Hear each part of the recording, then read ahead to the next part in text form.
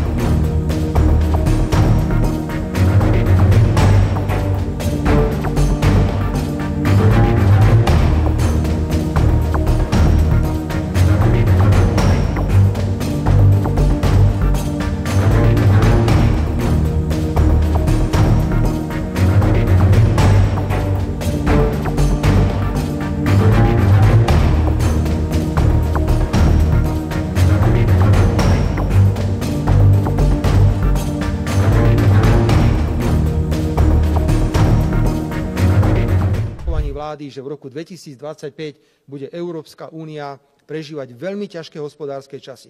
Presne kvôli tomu, čo prijímame tu doma, na území Európskej únie. Nezmyselné limity, nezmyselné podmienky, nezmyselné ciele, ktoré jednoducho nie je možné naplniť. A nehovoriac o tom, že sami seba ohrozujeme sankciami vo vzťahu k Ruskej federácii a sami často dostávame Európsku úniu pod tlak výmyslami typu, že zavedieme dodatočné clá na čínske elektromobily.